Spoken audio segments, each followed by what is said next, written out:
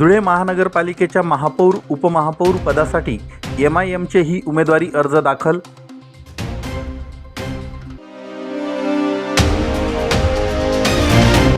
संतश्रेष्ठ तुकाराम महाराज जयंतीनिमित्त मराठा सेवा संघात प्राध्यापक डॉक्टर सदाशिव सूर्यवंशींचं व्याख्यान.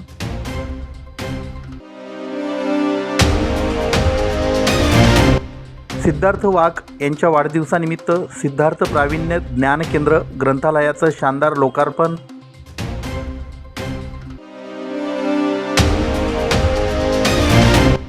आणि सत्कार्योत्तेजक सभा श्री समर्थ वाग्देवता मंदिरातर्फे दास नवमीनिमित्त प्राध्यापक पाठक यांचं व्याख्यान.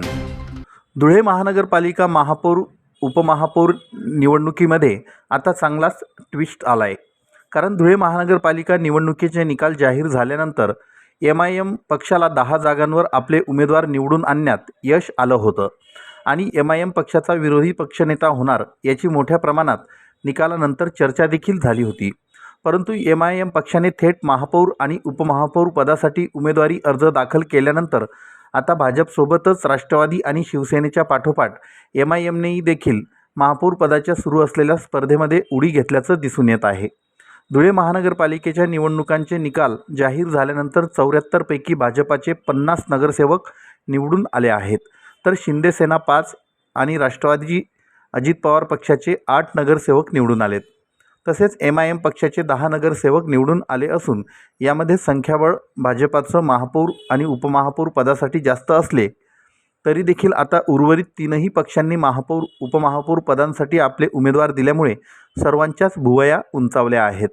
आता येत्या 6 फेब्रुवारी रोजी महापौर आणि उपमहापौर निवडीचा फैसला होणार असला तरी या निवडीमधील मोठ्या प्रमाणात नाट्यमय घडामोडी घडत असल्यानं महापौर आणि उपमहापौर पदासाठी विजयी उमेदवारांच्या पक्षांनी कंबर कसली असल्यामुळे महापौर तसेच विरोधी पक्षनेता नेमका कोणत्या पक्षाचा होणार हे देखील बघणं तितकंच उत्सुकतेचं ठरणार आहे. कार्यकर्ता आज शेवटचा दिवस होता. महापौर आणि उपमहापौरचं नामनिर्देशन पत्र दाखल करण्यासाठी इथे आम्ही सगळं सोबत आलेले आहे. महापौरसाठी आम्ही साजिद शाही, हसीना बानो, साजिद शाही यांची उमेदवारी जाहीर केलेली आहे. तसंच उपमहापौर पदासाठी आमिर असलम पठाण यांचं नामनिर्देशन पत्र आम्ही दाखल केलेले आहे. आणि आमचा असा उद्देश आहे की MIM पक्ष जो आहे हा जो पक्ष आहे पूर्ण 5 साल पूर्वी जे डेव्हलपमेंटचं काम MIM पक्षाकडून तर्फे जे झालेलं होतं तसंच काम आम्ही धुळे महानगरपालिकामध्ये करू या उद्देशाने आम्ही आज आमचे पक्षातर्फे नामनिर्देशन पत्र आम्ही दाखल केलेले आहे. कुणाला अजून काही आमचं जे विजन आहे हे फक्त डेव्हलपमेंट आहे आणि MIM डेव्हलपमेंट स्वबळावर करू शकतोय हे पूर्ण धुळेकर जनताला हे माहीत आहे. विरोधी पक्ष नेते मग आमचाच इन्शाल्लाह सुम्मा इन्शाल्लाह आमचा विरोधी पक्ष नेता बसणार. शिंदे गट आणि पासून ते डेटपर्यंत आपण सगळ्यांना A to Z माहीत आहे. ABCD कसा पडायचं आणि कसं वाचायचं हे सगळ्यांना माहीत आहे. आता महाराष्ट्रामध्ये ABC टीम कोण आहे हे सगळ्यांना माहिती आहे. मी सर्व धुळेकर जनताला एवढंच बोलू इच्छुक आहे की MIM पक्ष हा सेक्युलर पक्ष आहे. ते सर्व जात धर्माला सोबत घेऊन काम करणारं पक्ष आहे. तुम्ही पूर्ण धुळेकर जनताला माझं एक अपील आहे की तुम्ही एकदा MIMवर तुम्ही भरोसा ठेवा आणि तुम्ही डेव्हलपमेंट बघा. आमदार साहेबचे सलीभाऊ वाडेकर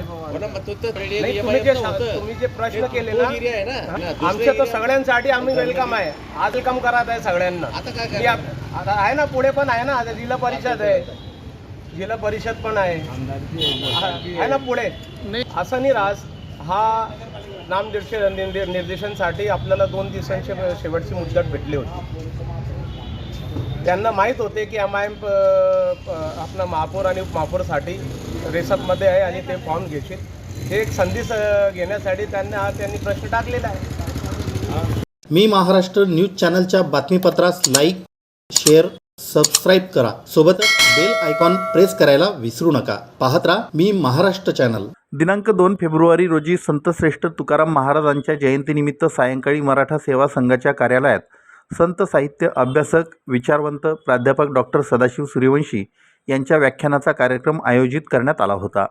याप्रसंगी बोलताना प्राध्यापक सूर्यवंशी म्हणाले की जगद्गुरू तुकाराम महाराज यांचे तत्त्वज्ञान मानवी कल्याणाचा मार्ग आहे.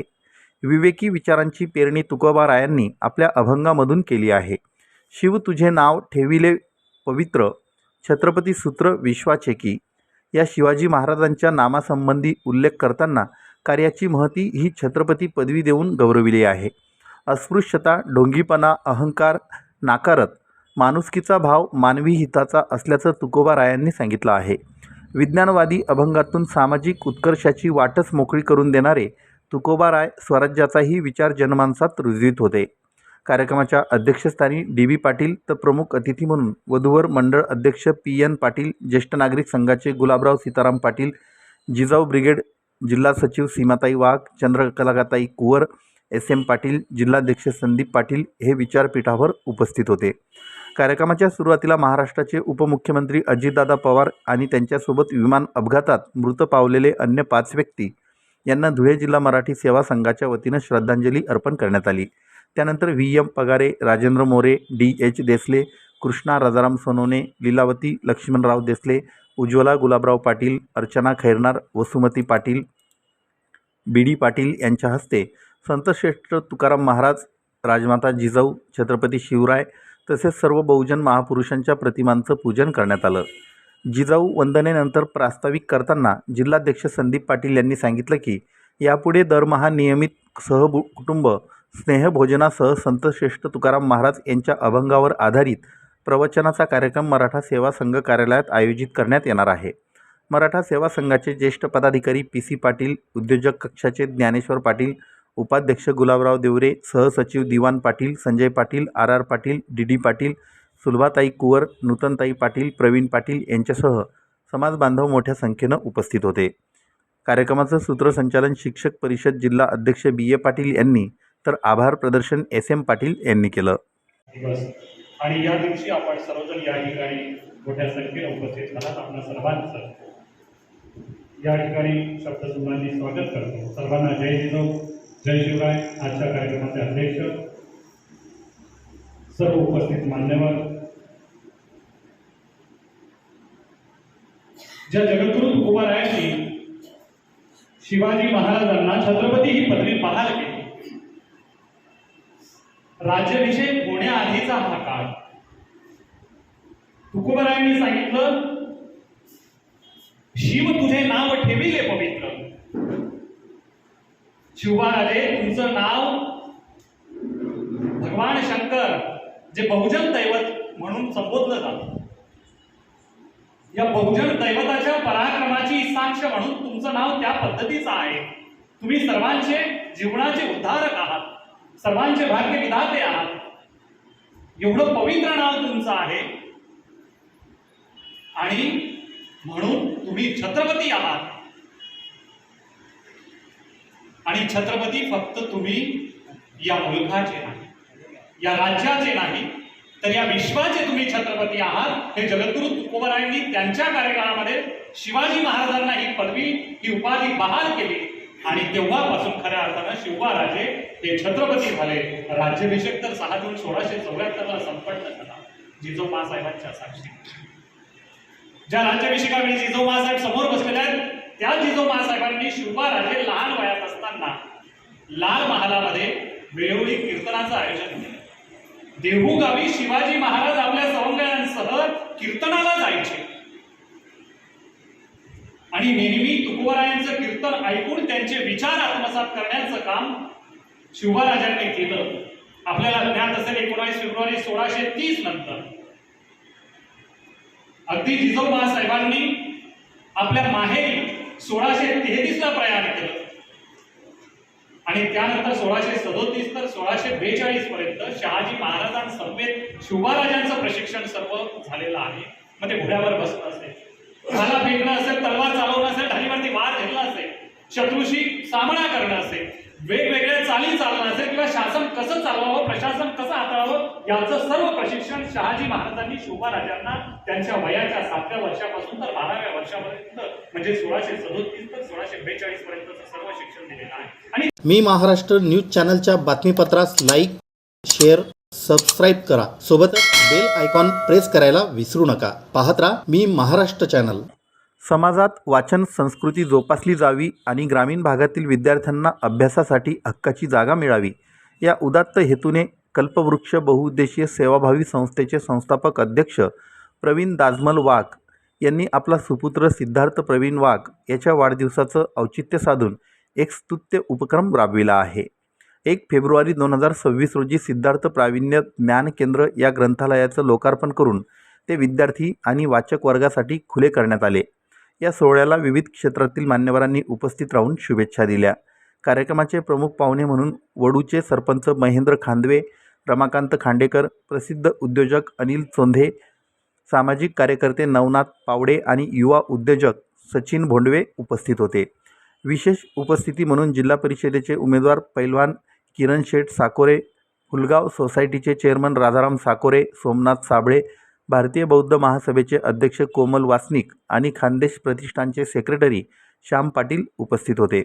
तसेच आमदार नगरमधील सर्व मित्रपरिवार, खानदेश प्रतिष्ठानचे सर्व पदाधिकारी आणि सदस्य, भारतीय बौद्ध महासभेचे सर्व पदाधिकारी आणि महिला मंडळाची उपस्थिती होती. कार्यक्रमाची सुरुवात महापुरुषांना अभिवादन करून करण्यात आली.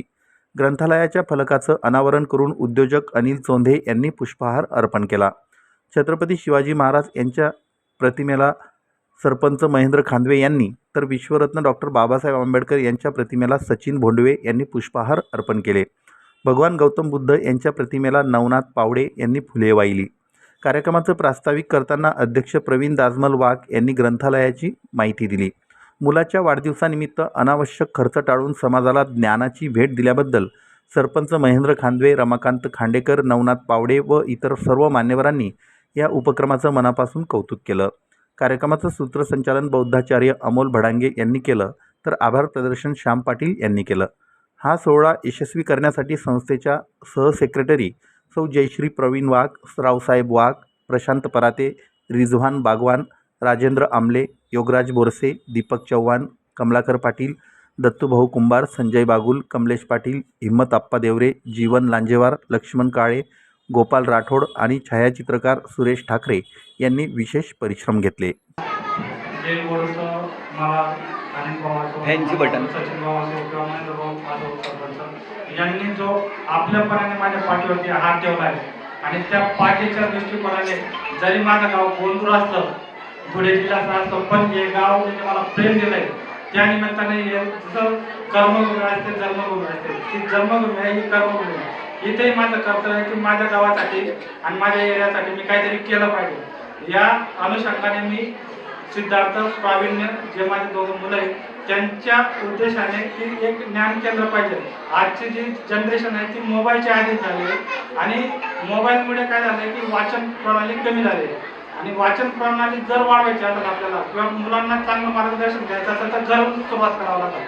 जर माझ्याच पोरांना जर पुस्तक माहीत नसेल तर मी लोकांच्या मुलांना पुस्तक दाखवू शकत नाही. म्हणून घरात जर ते आता नाही वाचणार, आता त्यांना त्याची किंमत नाही, पण जेव्हा ते मोठे होतील, हे पुस्तक पडलंय पप्पा, हे कोणाचं आहे, शिवाजी महाराजांचं असो की बाबासाहेबांचं असो की महात्मा फुलेंचं असो किंवा इतर कुठल्याही सामाजिक संघटनेचं असो, जर ते पुस्तकातलं एक पान जरी त्यांनी वाचलं तर पुढचं पुस्तक वाचायला गेलं. जर ते पुस्तकातला पुढचा जो इतिहास आहे, आतापर्यंत व्हॉट्सअप, फेसबुक, इंस्टाग्राम याच्यावर जो पसरणारा इतिहास आहे तो तद्दन चुकीचा असतो आणि त्याच्याने जातीमध्ये दंगली घडण्याचे प्रमाण होतात आणि त्याच्याने वाईट मार्ग होतो, एकमेकांचा देश निर्माण होतो. तो देश जर घालायचा असेल तर तुम्हाला फक्त पुस्तक आणि पुस्तकच वाचू शकतो. तर बाबासाहेबांनी जे पुस्तकांवरती अभ्यास करून एवढ्या 33 डिग्र्या घेतल्या, विदेशात शिक्षण घेतलं आणि ते ज्ञानाचं प्रतीक म्हणून आज आपल्याला देशाला संविधान दिलं आहे. ते संविधान असं आहे की त्याच्यात एका बांधणीत आहे आपण, तिथं जात, धर्म, पंथ कुठलाच प्रकारचा देश नाही किंवा आपण त्याचा तिरस्कार करू शकत नाही. एकाला एका मोठे बांध ठेवलं आहे. पण वेगवेगळ्या परिस्थितीत काय होत आहे की महाराजांना मराठ्यांना वाटून दिलं आहे, महात्मा फुलेंना माड्यांना वाटून दिलं आहे, बाबासाहेबांना या महाराजांना वाटून दिलं. म्हणजे हे काय झालं, जातीय प्रणाली तयार झाली. पण महापुरुषांनी एका व्यक्तीसाठी काम केलं नाही. तर हे सर्व महापुरुषांचे जर विचार आपण आपल्या जनरेशनला दिले तर एक समाज, एक राज्य एक देश एक घडव, आणि एक राज्य एक देश जर घडवायचं असेल तर आपल्याला असे अभ्यासिका असे केंद्र आपल्याला चालवावं लागतील, आणि शाळा कॉलेजमध्ये याचा प्रसार झाला पाहिजे. ग्रामपंचायत सहकार्य करतेच, पण लोकांपर्यंत आपण तर सर्व गोष्टी हातात घेऊ शकत नाही. त्याच्यामुळे सुरुवात माझ्या घरातनं केली, तर माझ्या घरातलं गावात जाईल, गावातलं पुढच्या जिल्ह्यात जाईल, जिल्ह्याचं राज्यात जाईल, राज्यातलं मग देशात जाईल, आणि ते देशात गेल्यानंतर बदल हा ऑटोमॅटिक घडतो. म्हणून बदल घडवायचा असेल तर पहिले स्वतःपासून घडवायचा आणि मग दुसऱ्याला द्यायचा. म्हणून माझ्या पोरांच्या नावाने मी एक ग्रंथालय ओपन केलंय. त्याच्यामुळे तुम्ही सर्वजण इथं आला उपस्थित राहिले, आणि अशीच सहकार्य साथ मला तुमची याच्याही पुढे लागणार हे मी अपेक्षा करतो आणि सांगतो. जय हिंद. या ठिकाणी आलेले पेरणे गावचे, वडू गावचे सरपंच, मान्यवर सर्वजण ह्या सिद्धार्थाच्या वाढदिवसाला आणि ग्रंथालयाच्या उद्घाटनाला उपस्थित राहिले. मी सगळ्यांचं धन्यवाद मानतो आणि सगळ्यांचं शब्दस्मरणाने स्वागत करतो. हा कार्यक्रम आता इथं संपून आपण पुढचा कार्यक्रम करूया. धन्यवाद. या दोन्ही मुलांच्या नावाने ज्ञानकेंद्र ग्रंथालय हे चालू केलेलं आहे. त्यासाठी एका प्रथम सर्वांनी जोरदार टाळ्या वाजवून त्यांचं अशा ग्रंथालयाची आपल्या गावाला गरज होती. यामुळे अनेक लोकांचे वाचक आहेत यांना एक ज्ञानरूपी गंगा यांनी चालू करून दिलेली आहे. त्याबद्दल मी आमचे मार्गदर्शक आणि बहुत सुंदर असतील, सचिनात्मक भव्य असतील, नवनाथ भाऊ ग्रंथालयाच्या उद्घाटन प्रसंगी उपस्थित माता पिता बंधू, आज प्रवीण भाऊने एक अतिशय सुंदर असा उपक्रम, वासनिक सर असतील, प्रवीण भाऊ असतील, अतिशय म्हणजे आम्हाला गर्व वाटत आहे तुमच्यावरती की लोक खर्च कुठं करतात. मी पण खर्च वेगळ्या ठिकाणी करायचो, म्हणजे चुकीच्या ठिकाणी कधी कधी खर्च पण होत होते. पण खऱ्या अर्थाने जर शिक्षणाचा जो पाया असला जातो, आपण म्हणतो शिक्षण कशासाठी घ्यायचं, तर शिक्षण हे वाघिणीचं दूध आहे, जो की तो गुरगुरल्याशिवाय राहणार नाही. अतिशय तुम्ही चांगला उपक्रम केला, अतिशय तुमचा आम्हाला अभिमान वाटतो, आणि तो पुढच्या काळामध्ये अतिशय तुम्ही असे चांगल्या पद्धतीचे उपक्रम तुम्ही राबवा. अतिशय प्रामाणिकपणाने आम्ही सर्व मंडळी तुमच्या पाठीमागे ठामपणे उभे राहू. त्याचप्रमाणे आमचे साकुरे पाहुणे पण इथे उपस्थित आहेत, आमचे किरण दादा साकुरे.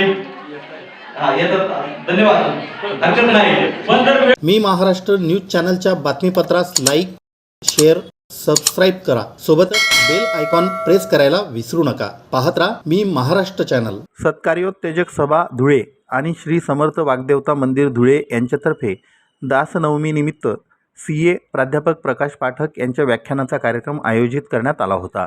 कैलासवासी रामभाऊ प्रभू देसाई व्याख्यानमाले अंतर्गत या व्याख्यानमालेचं 42वं पुष्प प्राध्यापक पाठक यांनी गुंफलं. संघ शताब्दीचं सिंहावलोकन या विषयावर प्राध्यापक पाठक यांनी आपले विचार मांडले. धुळे शहरातील मालेगाव रोडवरील संस्थेच्या इमारतीतील नानासाहेब देव सभागृहात हा कार्यक्रम पार पडला. याप्रसंगी प्राध्यापक सतीश दीक्षित, प्राध्यापक विनी नकानेकर, प्राध्यापक D डोंगरे यांच्यासह संस्थेचे पदाधिकारी, सभासद आणि श्रोते उपस्थित होते. चिदंबरांना आपण ओळखतो. पी परमेश्वरन वारल्यानंतरचं चिदंबरांचं भाषण आहे, आणि ते भाषण त्याने खुल्या पद्धतीने केलं आहे की आमचे दोघांचे कोणत्याही पद्धतीने विचार प्रवाह जमत नव्हते, तरी जी थोडी माणसं अशी असतात त्यांना वाकून नमस्कार करता येतो, त्यातले पी परमेश्वर. इंग्रजीत भाषण आहे, फार सुंदर इंग्रजी भाषण आहे. चिदंबरम यांचं इंग्रजी खूप चांगलं आहे. चिदंबरम, जेटली यांचं, आता शशी थरूर, कोणत्या पक्षाचे पाहू नका, पूर्वी सरोजिनी नायडू यांचं इंग्रजी अत्यंत उत्तम, पालखीवाला, आणि यांनी श्रद्धांजली वाटतात. ही सर्व माणसं, माझा मुद्दा एवढाच आहे, ही सर्व माणसं डॉक्टर हेडगेवारांनी तत्कालीन 25 वर्षाच्या फक्त संघायुष्यात पाठवली.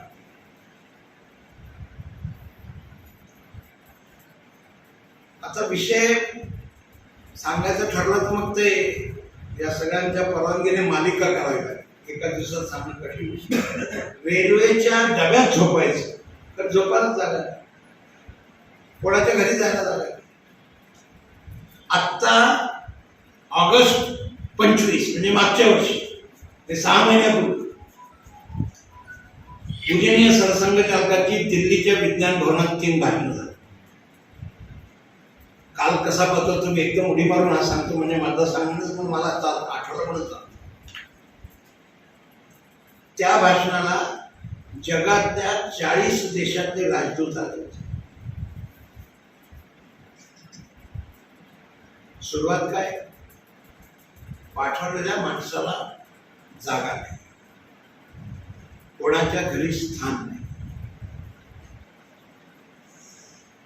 मी तुम्हाला धुळ्यात अशी काही माहितीसाठी मोठ्या माणसांची नावं सांगू शकतो जी खेड्यात होती, त्यांनी नानाराव ढोबळेंना पाहिलं.